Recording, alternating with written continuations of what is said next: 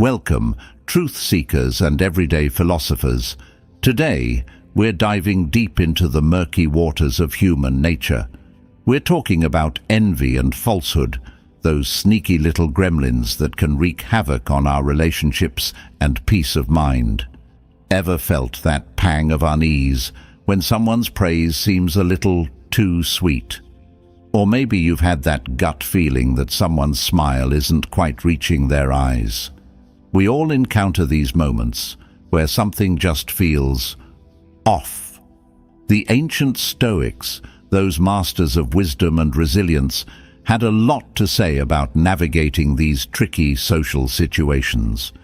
They believed that by understanding human nature and cultivating our own inner strength, we can protect ourselves from the harmful effects of envy and deceit. As Epictetus, the Stoic philosopher who faced his fair share of challenges, once said, "It's not what happens to you, but how you react to it that matters." So, let's equip ourselves with the Stoic tools to not only recognize envy and falsehood, but to rise above them, fostering genuine connections and inner peace. In this episode, we'll explore 13 Stoic concepts that will help you decode the subtle signs of envy and deceit, empowering you to navigate your relationships with wisdom and authenticity. So, grab a cup of tea, settle into your favorite spot, and let's embark on this journey of self-discovery and Stoic empowerment. Let's get started with Lesson 1. The barbed compliment. Buckle up, folks, because we're about to uncover the hidden meanings behind those backhanded compliments that leave you feeling more stung than praised. If you found this video helpful or learned something new, don't forget to hit the like button and share it with your family and friends. And be sure to subscribe to the channel so you can stay updated with all the latest content. I'd love for you to join me on this journey.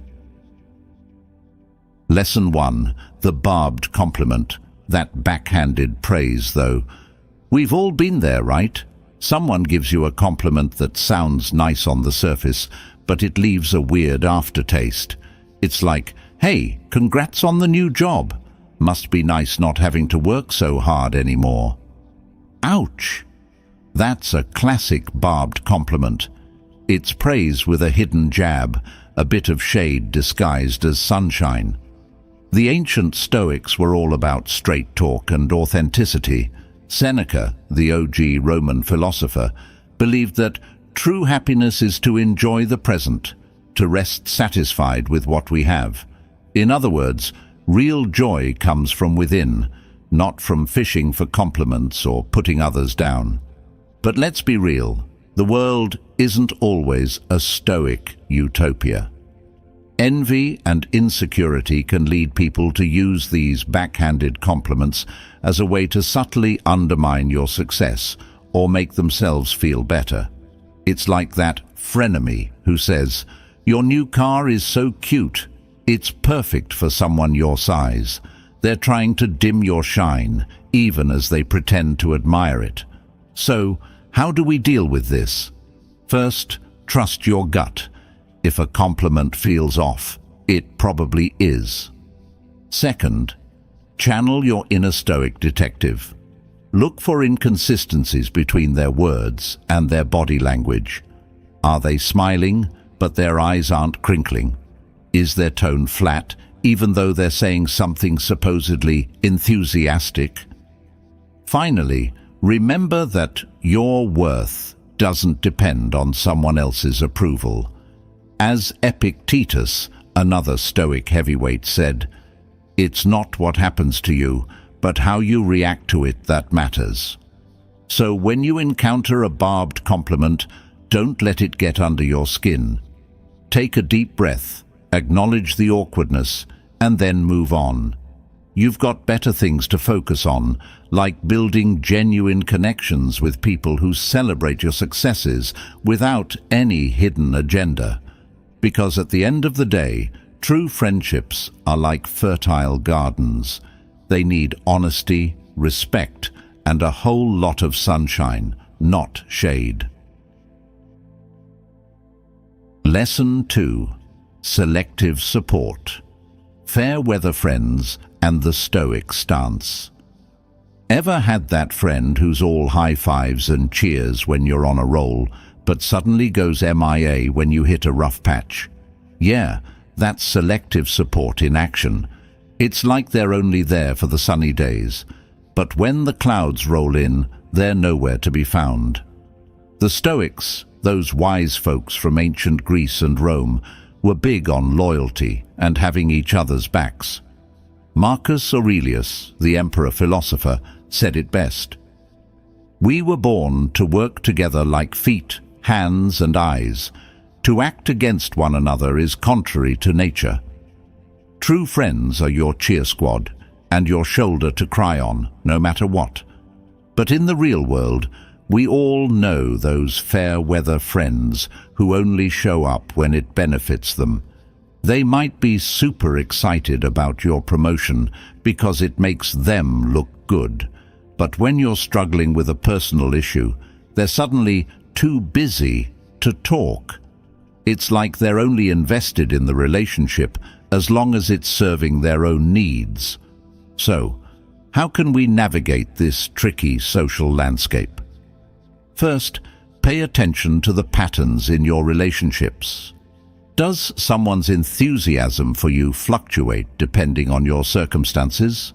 Are they always there to celebrate your wins, but conveniently absent during your losses? Second, remember that true friendship, in the Stoic sense, is about virtue and acting for the common good. It's not about keeping score or using people for personal gain. As Epictetus put it, the key is to keep company only with people who uplift you, whose presence calls forth your best. Finally, don't be afraid to set boundaries and prioritize your own well-being. If someone's selective support is causing you emotional distress, it's okay to distance yourself or limit your interactions with them. Surround yourself with people who genuinely care about you, rain or shine. Because just like a plant needs consistent sunlight and water to thrive, so do our relationships. Selective support is like giving a plant sporadic attention. It might survive for a while, but it'll never truly flourish. Choose your friends wisely and nurture those connections with the unwavering support and loyalty they deserve. Lesson 3. The body betrays. When words and vibes don't match. You know that feeling when someone's saying one thing, but their body language is screaming something else.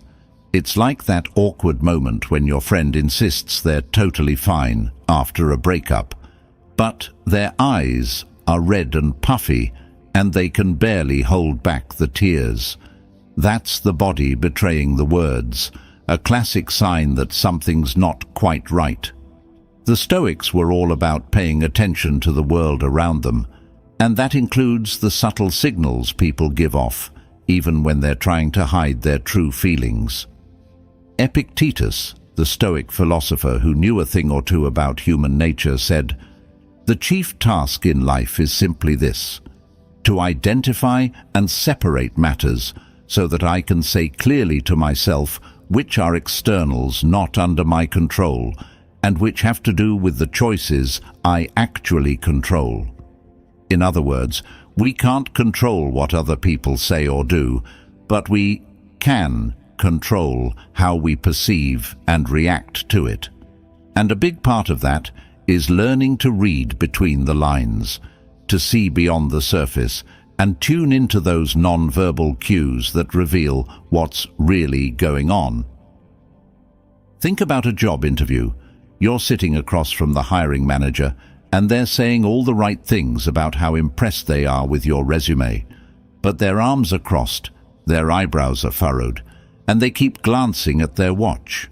Their body language is betraying their words, hinting that they might not be as enthusiastic as they seem.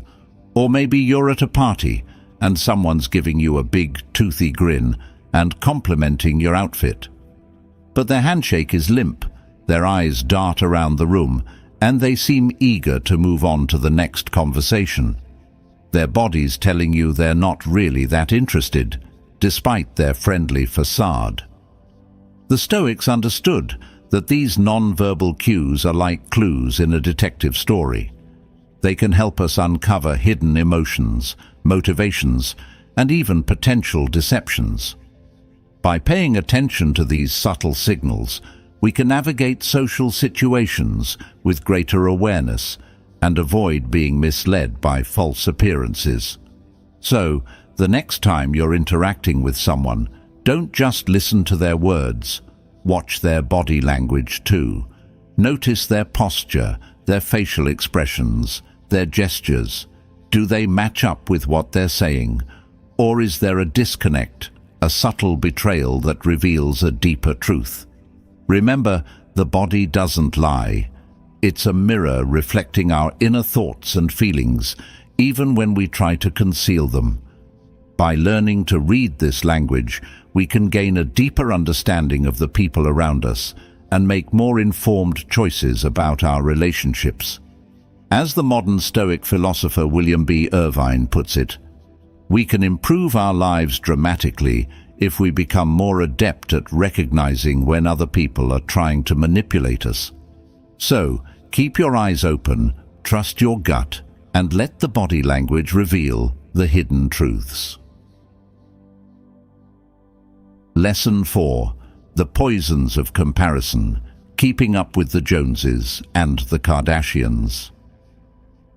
We live in a world that's constantly telling us we're not enough, not rich enough, not successful enough, not pretty enough.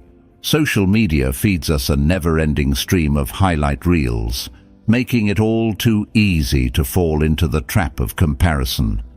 And that, my friends, is where the poison of envy starts to seep in. The Stoics, those wise folks from ancient times, knew a thing or two about this.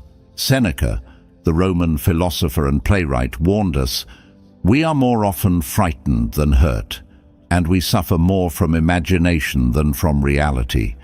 In other words, we create our own suffering by comparing ourselves to others and imagining that their lives are somehow better than ours. Envy is a sneaky little emotion. It can start with a harmless glance at someone else's Instagram feed and quickly spiral into a full-blown case of keeping up with the Joneses or the Kardashians, depending on your social circle. Suddenly, we're obsessing over the latest gadgets, the designer clothes, the exotic vacations, all because we think those things will make us happy or somehow more worthy. But here's the Stoic truth bomb. True happiness comes from within, not from external possessions or achievements.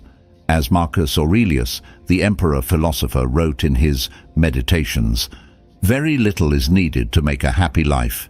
It is all within yourself, in your way of thinking." So how do we break free from the poisonous grip of comparison?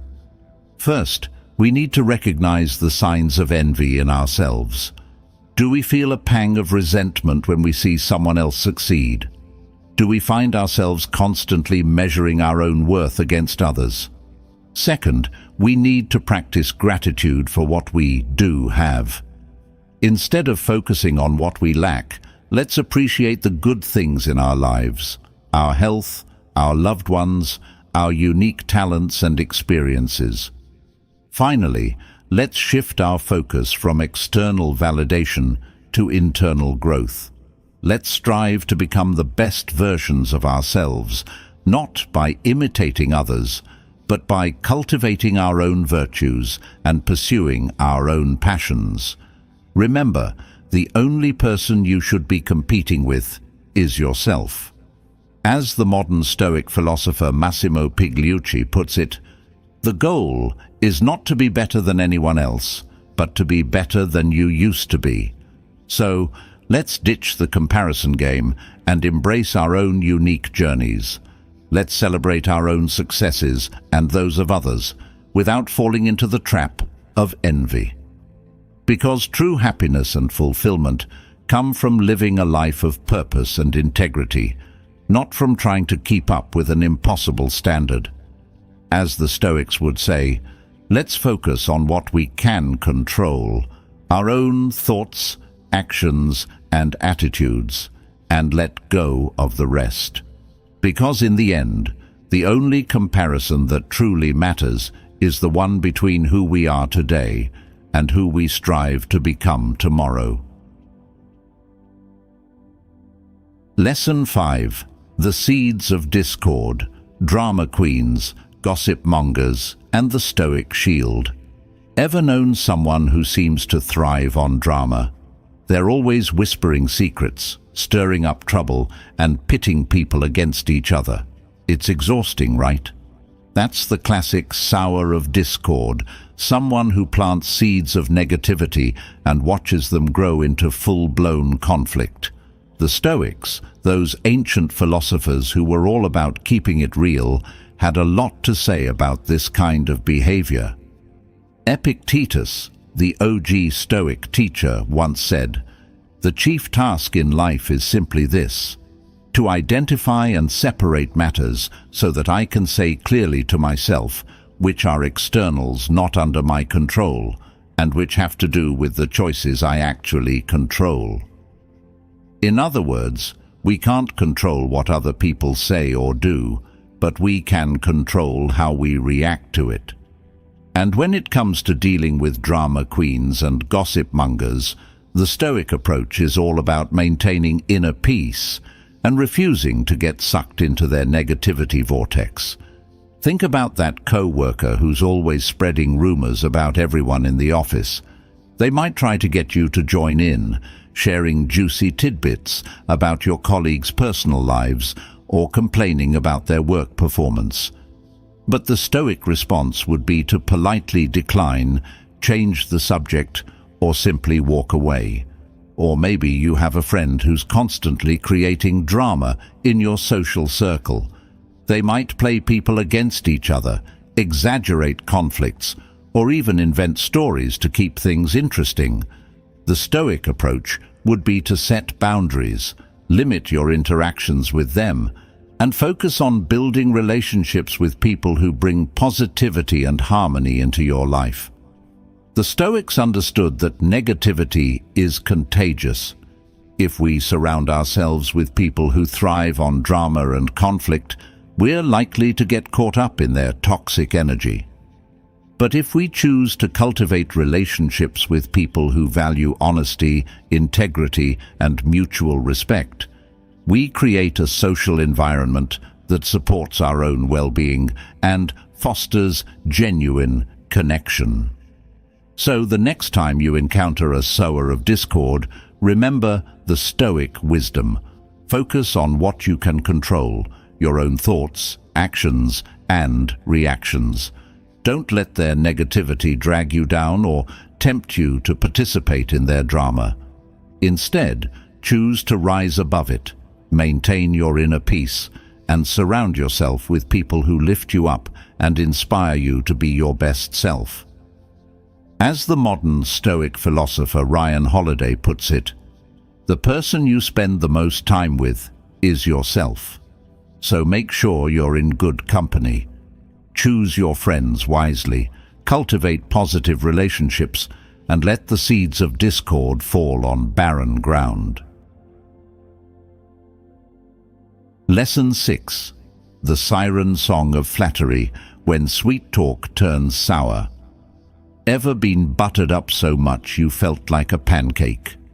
Flattery can be intoxicating, like a siren song luring you towards rocky shores. It feels good to be praised and admired, but the Stoics warn us to be wary of excessive flattery. It can be a tool of manipulation, a way to gain your trust or exploit your kindness. Marcus Aurelius, the Stoic emperor-philosopher, had a no-nonsense approach to this. He said, "Waste no more time arguing about what a good man should be. Be one." In other words, focus on your own actions and character, not on the empty praise of others. Think about that new acquaintance who seems a little too eager to be your best friend. They're constantly showering you with compliments, telling you how amazing, talented, and brilliant you are. It might feel good at first, but eventually you start to wonder what their angle is. Are they genuinely impressed? Or are they trying to get something from you? Or maybe you've experienced the boss who overdoes the praise before asking you to take on an extra project or work overtime. It's like they're trying to sweet-talk you into doing something you might not otherwise agree to. The Stoics believed that true compliments are specific and sincere. They focus on your actions and character, not on empty flattery or exaggerated praise. As Epictetus said, "If someone praises you for something you lack, consider it an insult." So, how do we navigate the treacherous waters of flattery? First, trust your gut. If someone's praise feels excessive or insincere, it probably is. Second, pay attention to their actions. Do they follow through on their promises? Do they treat you with respect, even when you're not around? Finally, remember that your self-worth comes from within, not from the opinions of others. As the modern Stoic philosopher William B. Irvine puts it, the more we seek the respect of others, the less respect we have for ourselves. So the next time someone starts laying on the flattery thick, take a step back and ask yourself, what's their motivation? Are they trying to manipulate me, or are they genuinely appreciative? By staying grounded in Stoic principles and trusting your own judgment, you can avoid the siren song of flattery and build relationships based on authenticity and mutual respect. Remember, true friends and colleagues will appreciate you for who you are, not for the inflated image they're trying to create. So, keep your head up, stay true to yourself, and don't let the sweet talk lead you astray.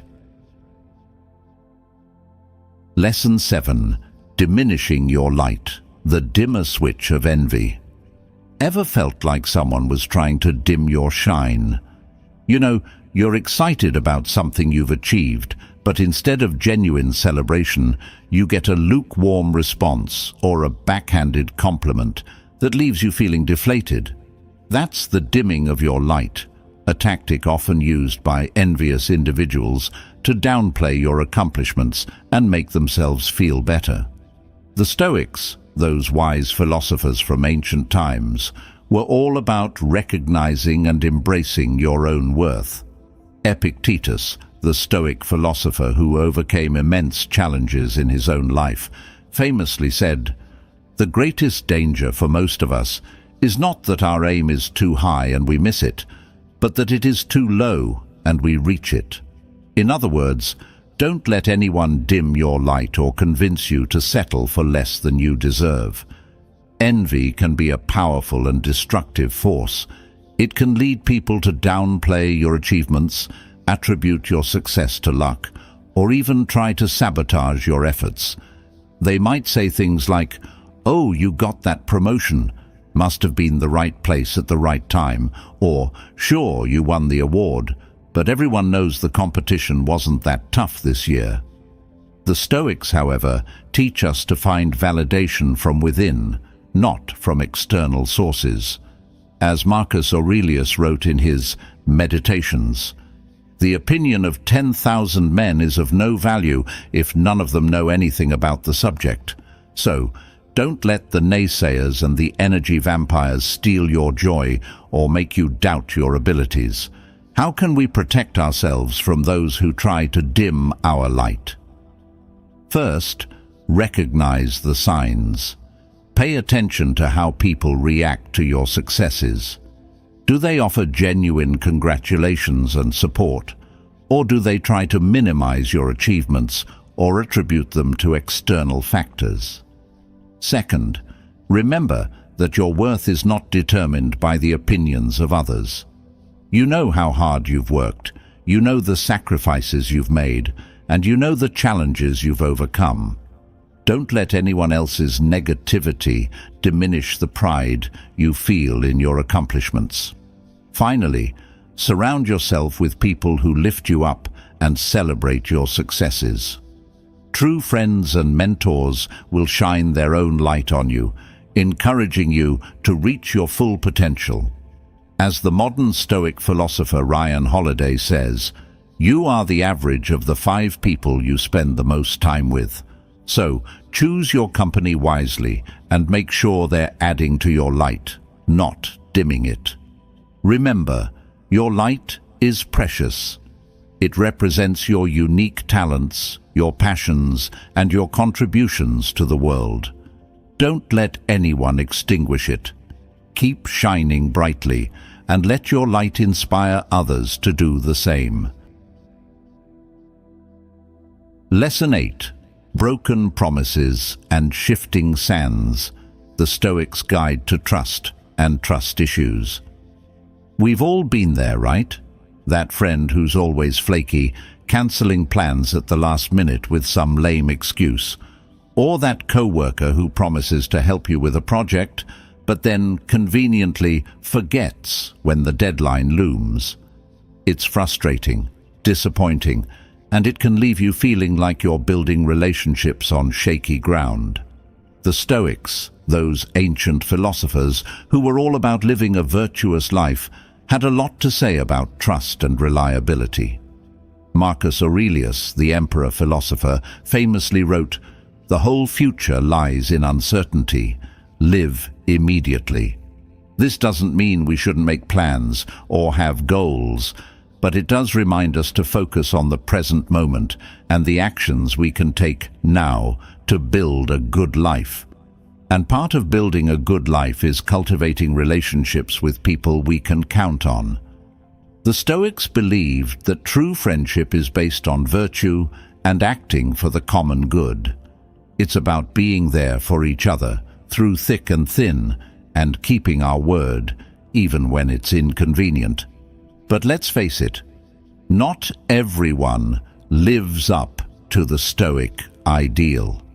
We encounter people who make promises they don't keep, who offer excuses instead of solutions, and whose words simply don't match their actions. It's like trying to build a sandcastle on shifting sands. It might look impressive for a moment, but it's bound to crumble sooner or later. So, how do we navigate this tricky terrain of trust and reliability? First, pay attention to patterns. Is someone consistently flaky or unreliable? Do they make promises they don't keep? If so, it might be a sign that they're not prioritizing your relationship or respecting your time. Second, remember that actions speak louder than words. Don't just listen to what people say, observe what they do. Do their actions align with their promises? Are they consistently there for you, or do they only show up when it's convenient for them? Finally, don't be afraid to set boundaries and protect your own well-being. If someone's unreliability is causing you stress or anxiety, it's okay to distance yourself or limit your interactions with them. As Epictetus said, the key is to keep company only with people who uplift you, whose presence calls forth your best. Surround yourself with people who value honesty, integrity, and follow-through. These are the people who will build you up, not let you down. They're the solid foundation upon which you can build lasting and meaningful relationships. Remember, trust is like a precious vase. It takes time and care to build, but it can be shattered in an instant. Choose your friends and partners wisely. Nurture those connections with honesty and reliability.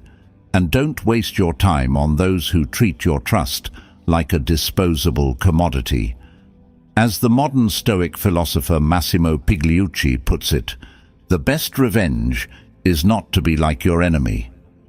So, let's rise above the flakiness and broken promises and strive to be the kind of people we want to attract into our lives.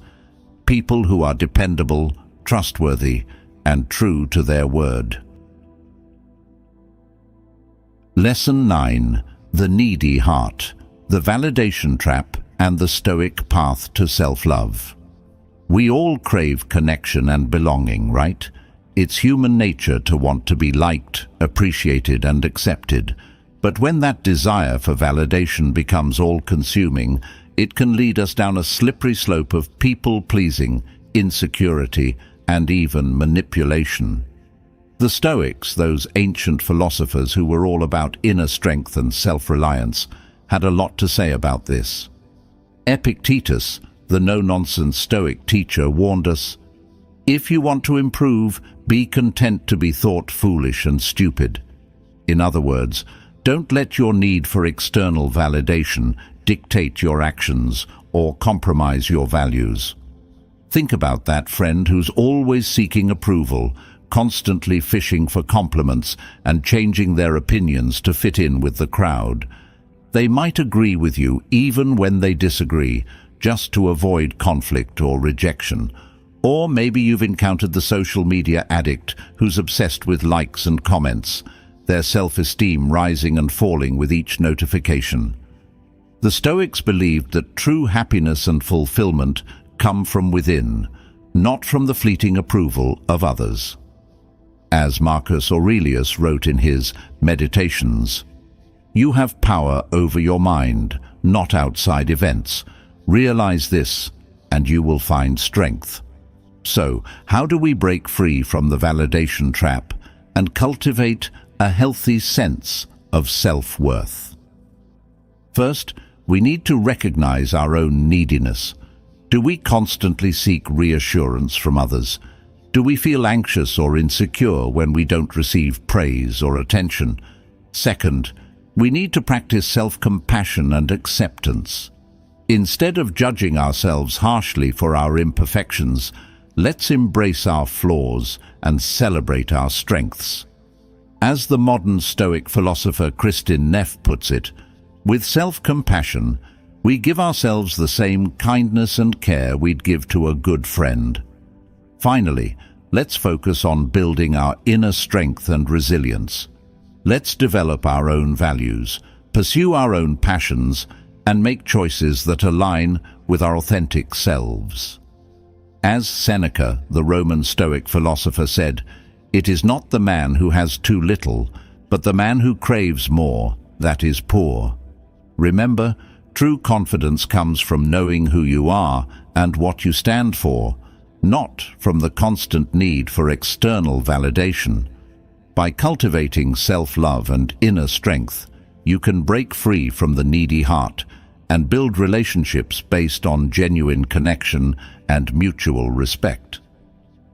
So, let's ditch the people-pleasing and embrace our own unique individuality. Let's find validation from within, not from the fickle opinions of others. Because true happiness and fulfillment come from living a life of authenticity and purpose, not from chasing after the ever-elusive approval of others. As the Stoics would say, let's focus on what we can control, our own thoughts, actions, and attitudes, and let go of the rest. Because in the end, the only validation that truly matters is the one we give ourselves. Lesson 10. The Whispers of Intuition. That gut feeling and why the Stoics think it matters. Ever had that feeling deep down in your gut, that little voice whispering, "Something's not right here"? Maybe you meet someone new and they seem perfectly charming, but there's just a nagging sense of unease you can't shake. Or perhaps you're considering a new opportunity and on paper it looks fantastic, but something in your gut tells you to proceed with caution. That, my friends, is the whisper of intuition. It's that subtle, instinctive knowing that often defies logic and reason. And while the Stoics were all about using logic and reason to navigate life's challenges, they also recognized the importance of intuition in our decision-making process. Epictetus, the Stoic philosopher who was no stranger to adversity, famously said, "The greatest danger for most of us is not that our aim is too high and we miss it, but that it is too low and we reach it." In other words, Don't let fear or doubt hold you back from pursuing your dreams, but also don't ignore those intuitive nudges that might be warning you of potential pitfalls. Think about that time you ignored your gut feeling and went on a date with someone who seemed perfect on paper, only to discover they were completely incompatible with your values and personality. Or maybe you accepted a job offer that looked great on the surface, but your intuition told you the company culture wasn't a good fit, and you ended up feeling miserable and unfulfilled. The Stoics believed that intuition is a valuable tool for navigating the complexities of life. It's like a built-in radar system, scanning the environment for potential threats or opportunities that our conscious minds might miss. By paying attention to these subtle signals, we can make more informed choices and avoid unnecessary heartache or regret. So, how do we cultivate and trust our intuition? First, we need to quiet the noise and create space for inner listening. Meditation, mindfulness practices, or simply spending time in nature can help us tune into our inner wisdom. Second, we need to pay attention to our physical sensations. Intuition often manifests as a gut feeling, a tightness in the chest, or a sense of unease. These physical cues can be powerful indicators that something's not quite right, even if we can't logically explain why. Finally, we need to learn to trust ourselves. As the modern Stoic philosopher Massimo Pigliucci puts it, the more you practice listening to your intuition, the better you'll get at distinguishing between genuine signals and mere noise. Remember, intuition is not about being psychic or predicting the future. It's about tapping into your subconscious wisdom and using it to guide your decisions. By combining intuition with reason, you can navigate life's challenges with greater confidence and clarity. So the next time you feel that little whisper in your gut, don't dismiss it. Pay attention, listen closely, and trust your instincts. Because sometimes the most profound truths are found not in the loud pronouncements of the world, but in the quiet whispers of your own intuition. Lesson 11. Sharing wisdom. Wisely, the Stoic art of choosing your confidants. We all have those moments when we're bursting with excitement or struggling with a heavy heart, and we just need to talk to someone. Sharing our joys and sorrows is a natural human desire, a way to connect, find support, and gain perspective. But the Stoics, those wise philosophers from ancient times, remind us that not everyone deserves access to our inner world. Seneca, the Roman Stoic philosopher and playwright, cautioned, "We are more often frightened than hurt, and we suffer more from imagination than from reality." This wisdom applies to the realm of sharing our thoughts and vulnerabilities. Sometimes, the fear of judgment or betrayal can be more painful than the actual experience. Imagine confiding in a friend about a personal struggle, only to discover later that they've been gossiping about your situation, exaggerating details, or even using your vulnerability against you. It's a painful betrayal that can leave you feeling exposed and hesitant to trust again. The Stoics believed that true friendships are built on trust, respect, and mutual understanding. They understood that sharing wisdom wisely is an art, requiring discernment and careful consideration of who we choose to confide in. As Epictetus said, the key is to keep company only with people who uplift you, whose presence calls forth your best. So, how do we navigate the delicate balance of sharing and protecting ourselves? First, pay attention to your audience. Consider the person's past behavior. Have they demonstrated trustworthiness and empathy? Or is there a history of gossip or betrayal? Stoic reasoning allows you to weigh the potential risks and benefits of sharing sensitive information. Second, Remember that you're in control of what you share and how you share it. You can't control how others will react or what they'll do with the information you provide. By exercising discretion, you minimize the chances of negative consequences arising from circumstances beyond your control. Finally, when you do choose to share, be clear and concise in your communication. Avoid oversharing or divulging unnecessary details that could lead to misunderstandings or be used against you. The Stoics valued clear communication, both in terms of the content of your message and the context in which you deliver it. By practicing Stoic discretion and choosing your confidants wisely, you can protect yourself from negative influences and cultivate trust with those who deserve it. Remember, genuine connections are built on a foundation of honesty and shared vulnerability. But by exercising discernment, you can share your vulnerabilities with those who will cherish them, not exploit them.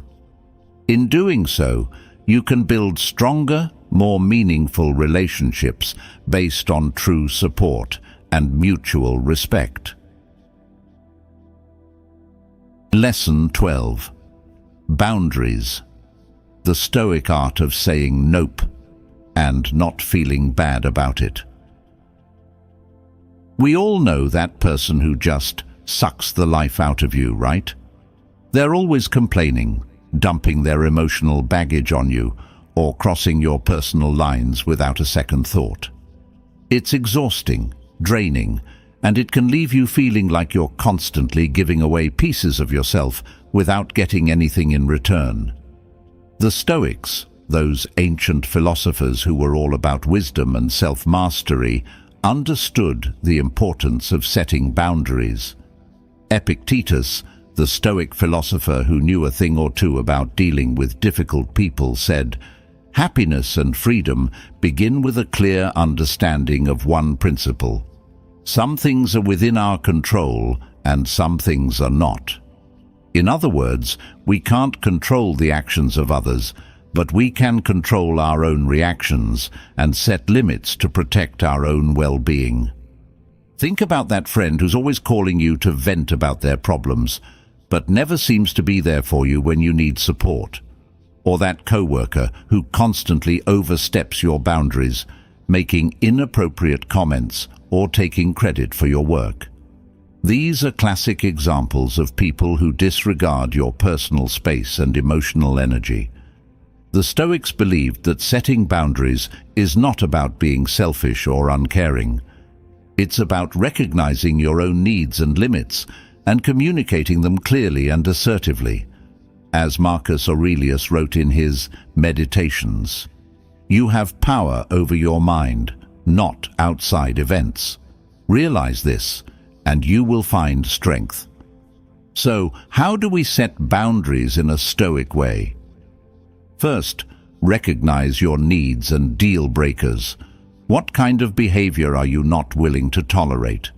What situations drain your energy or leave you feeling resentful? Once you're clear on your limits, you can start communicating them effectively. Second, be assertive and consistent. Don't be afraid to say no when someone asks you to do something that compromises your boundaries. And once you've set a boundary, stick to it. Don't let people guilt-trip you or manipulate you into giving in. Finally, remember that setting boundaries is an ongoing process. It's not a one-time thing. You might need to adjust your boundaries as your relationships evolve or as you encounter new situations. And that's okay. The key is to stay true to yourself and prioritize your own well-being. As the modern Stoic philosopher Ryan Holiday puts it, the first step to setting boundaries is to realize you have a right to them. So, don't be afraid to speak up, protect your energy, and create a space where you can thrive. Remember, boundaries are not walls that shut people out. They're fences that define your personal space and create a healthy environment for your relationships to flourish. By setting boundaries and communicating them clearly, you're not only protecting yourself, but you're also teaching others how to treat you with respect. So, let's ditch the people-pleasing and embrace the Stoic art of saying, nope. Let's create healthy boundaries, protect our emotional well-being, and cultivate relationships that are based on mutual respect and understanding. Because in the end, the only person who can truly take care of you is you. Lesson 13. Cultivating the Garden, the Stoics' Guide to Nurturing Healthy Relationships. Think of your social circle like a garden. You've got all sorts of plants in there, some vibrant and blooming, others a bit prickly or even downright toxic. The Stoics, those ancient philosophers who were all about living in harmony with nature, believed that cultivating a thriving social garden is key to a fulfilling life. Marcus Aurelius, the emperor-philosopher, famously said, "Waste no more time arguing about what a good man should be. Be one." This wisdom extends to our relationships. Instead of focusing on how others should behave, let's focus on cultivating our own virtue and creating an environment where healthy connections can flourish. Imagine your garden filled with vibrant flowers, fragrant herbs, and sturdy trees. These represent the positive relationships in your life, the friends who uplift and inspire you, the mentors who guide you, and the loved ones who provide unwavering support. But even the most beautiful gardens have their share of weeds. These represent the toxic relationships that drain your energy, create drama, or undermine your well-being. Just like a gardener carefully tends to their plants, removing weeds and nurturing growth, we need to be mindful of the relationships we cultivate in our lives. The Stoics believed that true friendships are based on shared values, mutual respect, and a commitment to the common good. They understood that healthy relationships require effort, just like a garden needs regular watering, weeding, and pruning. So, how do we cultivate a thriving social garden? First, be intentional about the seeds you plant. Surround yourself with people who embody the virtues you admire: honesty, integrity, kindness, and compassion. Seek out those who inspire you to be your best self and challenge you to grow. Second, nurture your relationships with care and attention. Just like plants need sunlight and water, friendships need regular communication, shared experiences, and genuine support. Make time for the people who matter and show them you appreciate their presence in your life. Finally, don't be afraid to weed out the toxic relationships. If someone consistently brings negativity, drama, or disrespect into your life, it's okay to set boundaries or even walk away. Remember, your social garden is a reflection of your own well-being. By cultivating healthy connections and removing toxic influences, you create a space where you can flourish. As the modern Stoic philosopher Massimo Pigliucci puts it, the quality of your life depends on the quality of your relationships. So let's tend to our social gardens with care, nurture the positive connections, and create an environment where we can all thrive. Remember, a beautiful garden doesn't happen overnight. It takes time, effort, and a whole lot of love. But the rewards are immeasurable. A vibrant, flourishing ecosystem that nourishes your soul and brings joy to your life. So, let's get out there and start cultivating our gardens, one meaningful connection at a time. And there you have it, folks. 13 Stoic strategies to help you navigate the sometimes treacherous waters of human relationships. Remember, the Stoics weren't about being emotionless robots. They were about cultivating wisdom, resilience, and genuine connection. As Seneca wisely said, "The greatest remedy for anger is delay." The same goes for dealing with envy and falsehood. Take a breath, observe, reflect, and then choose your response wisely. Don't let the negativity of others derail your own inner peace. The Stoic garden isn't about creating a perfect, weed-free utopia. It's about tending to your own growth, choosing your companions carefully, and accepting that some folks might just be, well, a bit prickly. But by practicing these Stoic principles, you'll build a stronger sense of self, foster more authentic relationships, and navigate life's challenges with grace and wisdom. So, go out there and be the gardener of your own life. Plant seeds of kindness, water them with compassion, and watch your inner strength bloom. And remember, as Marcus Aurelius reminded us, the happiness of your life depends upon the quality of your thoughts. Thanks for tuning in. Until next time, keep those Stoic vibes high, and remember, virtue is its own reward.